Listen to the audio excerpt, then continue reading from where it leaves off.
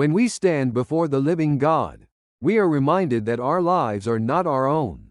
The Apostle Paul declared, "For to me, to live is Christ, and to die is gain."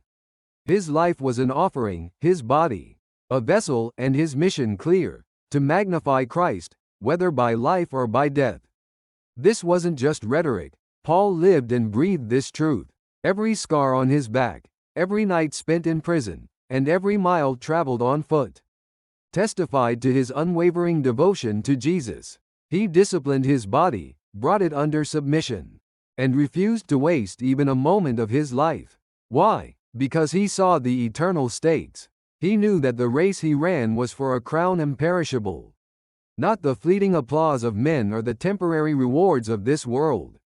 Paul's life was a challenge to everything comfortable, mediocre, and self-serving. He understood that to truly live for Christ meant dying to self. It meant sacrificing comfort, reputation, and even safety. He preached with fire, prayed with tears, and loved with a heart that reflected the compassion of Christ. Paul kept his eyes on eternity, knowing that this life is but a fleeting moment. He wrote that our light and momentary troubles are achieving for us an eternal glory that far outweighs them all. Light afflictions? This from a man who endured beatings, shipwrecks, hunger, and betrayal. Yet, Paul saw it all as nothing compared to the surpassing worth of knowing Christ and making him known. And what about us? Have we disciplined our lives, our bodies, and our time to magnify Christ?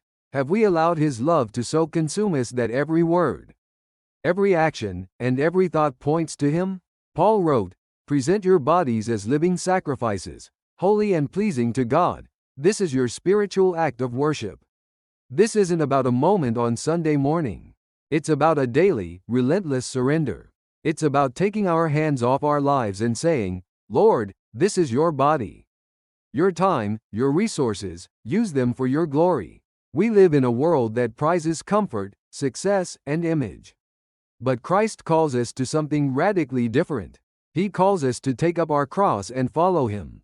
This means living with eternity in mind, refusing to waste time on trivial pursuits, and letting go of anything that competes with our love for him. Paul didn't aim to preserve his life but to pour it out, and the question for us today is, are we willing to do the same?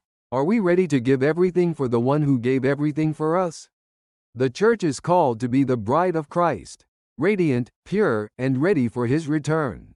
But are we ready? Have we prepared our hearts and lives for the King of Kings? Or have we allowed compromise, distraction, and sin to stain the beauty of our devotion? The Spirit and the bride say, "Come," and we must echo that cry. Let's not settle for a shallow faith that checks boxes, but a love so consuming that it transforms us into the likeness of Christ. As we leave tonight, may we not simply hear these words but act on them. May we discipline our lives like athletes running a race, fixing our eyes on Jesus, the author and perfecter of our faith. Let's not waste the precious days we've been given.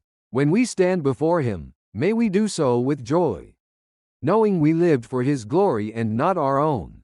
May we be a bride ready for her bridegroom, a people consumed by love, and a church that magnifies Christ in everything. Amen.